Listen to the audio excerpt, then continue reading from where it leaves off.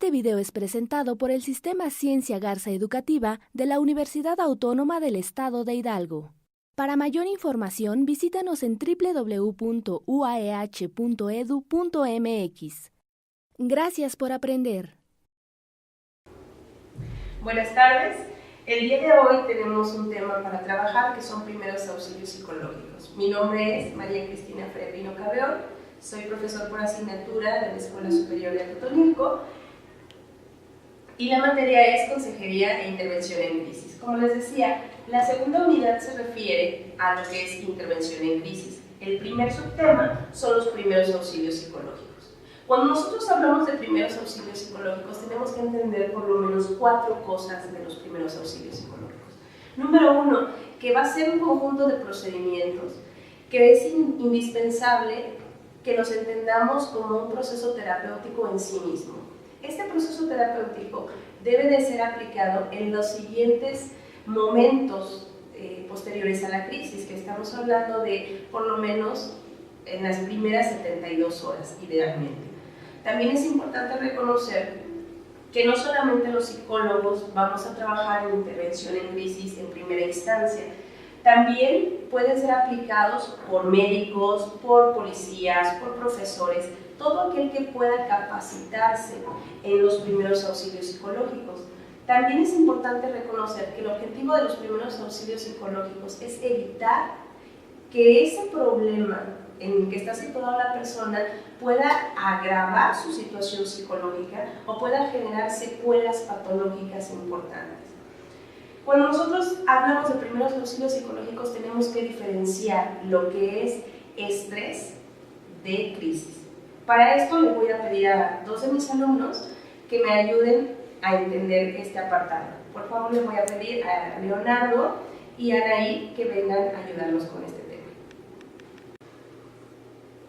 Muy bien, Anaí.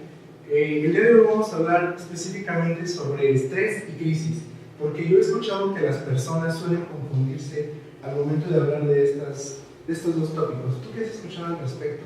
Pues sí, también he escuchado que dicen que estrés y crisis es lo mismo, pero en mi opinión no creo que sea lo mismo, porque si fuera lo mismo, pues tendrían el mismo nombre. Exactamente. Entonces, ¿qué te parece si vamos a aclarar los puntos para que quede más específicamente abordando este tema? Claro. Muy bien.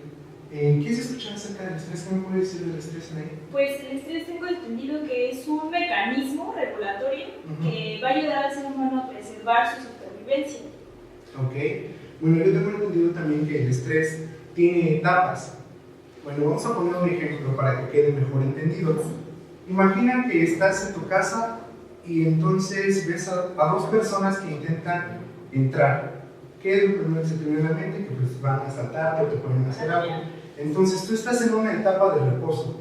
Estás en tu casa tranquilamente, en eso escuchas que hay un ruido. Te asomas por la ventana y va a haber una alarma. Van a ser esos estímulos internos o externos que tú vas a manejar. Por ejemplo, los estímulos internos van a ser todos tus pensamientos y todas tus ideas que van a surgir a partir de lo que tú estás viendo. Y los estímulos externos van a ser, por ejemplo, que veas que ya están abriendo la ventana o que ya están a punto de entrar. Entonces, eso va a hacer que tú te cargues de energía y pases a la siguiente etapa, que es la de resistencia. ¿Tú qué has escuchado hablar de la etapa de resistencia? Pues he escuchado que en la etapa de resistencia las funciones fisiológicas del ser humano se modifican. Por ejemplo, los latidos del corazón aumentan, su audición también aumenta y su atención aumenta demasiado. Además de que la oxigenación también llega más rápido al cerebro y las extremidades son más veloces también. Entonces lo que tiene que hacer la persona es tramitar toda esa energía para que vuelva a estar en un estado de reposo. Porque, pues, como sabemos, el ser humano no tiene la capacidad para estar sufriendo esos altibajos. Entonces, ¿tú qué piensas? ¿Hay estrés positivo o hay estrés negativo? Pues yo creo que más que negativo y positivo sería cómo lo canaliza el sujeto, ¿no? ¿Qué has escuchado del eustrés, por ejemplo? Pues del eustrés, que es una canalización que le va a aportar situaciones, factores positivos al sujeto, y por el contrario del distrés, que lo va a llevar a una visión un tanto menos positiva o más desagradable al sujeto en cuanto a situaciones estresantes.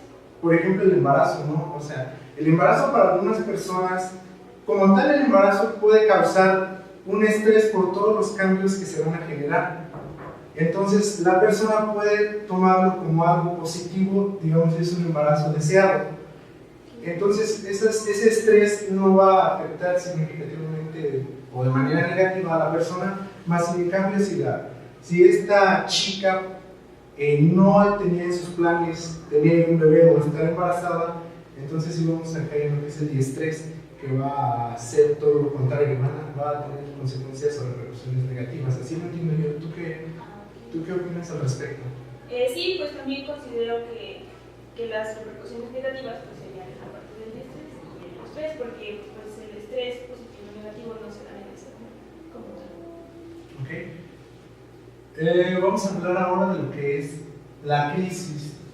Que bueno, como tal, la crisis es un estado temporal de trastorno y desorganización en el que un individuo no va a saber cómo afrontar pues algún aspecto o alguna situación porque no va a estar en su bagaje esa circunstancia, ¿vale? Porque lo va a rebasar, no va a ser como el estrés. Esta circunstancia lo va a desarmonizar, por de alguna manera decirlo. Entonces, aquí vamos a encontrar lo que son las crisis del desarrollo o ciclo vital y las circunstanciales.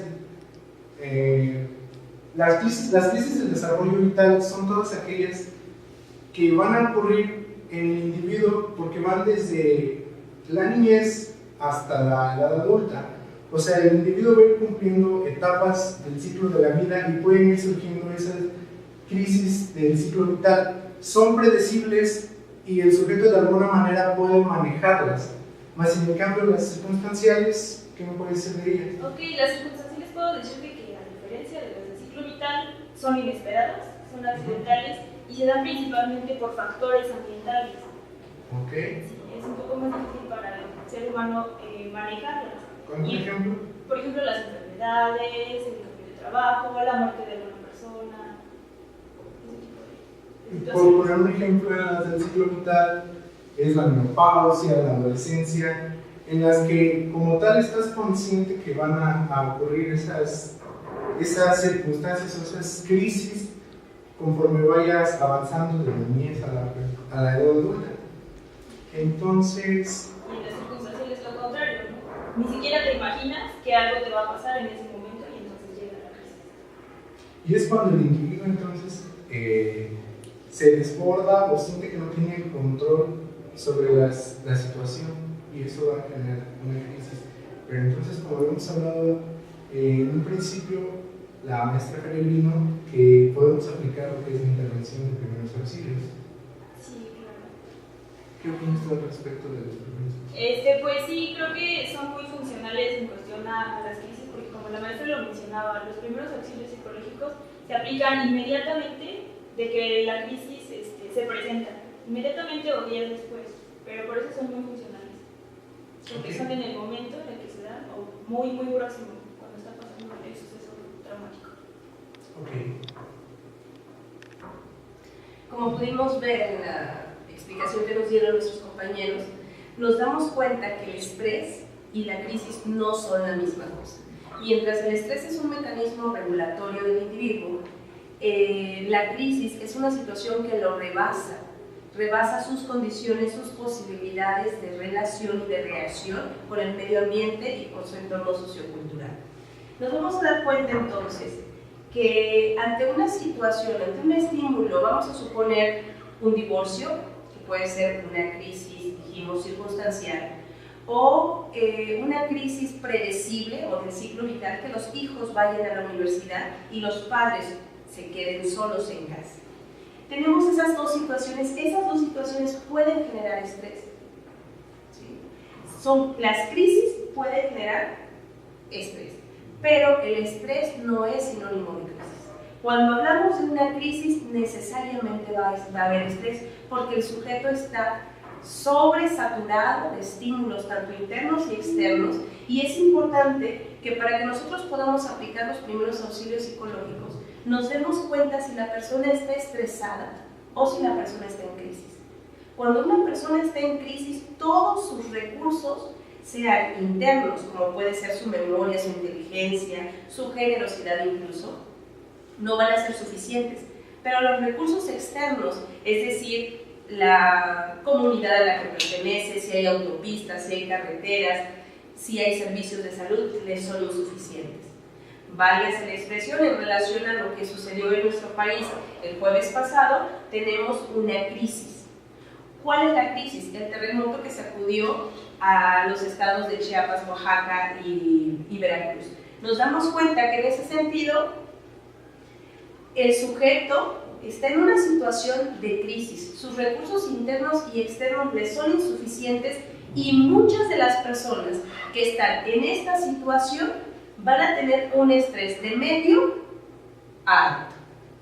Entonces va a ser importante que nosotros, si tuviéramos la oportunidad de apoyar a estas comunidades, nos diéramos cuenta que necesitamos ofrecerles recursos internos, más bien favorecer sus recursos internos y darles recursos externos para ayudar a disminuir su estrés y entonces posibilitar la tramitación de la crisis.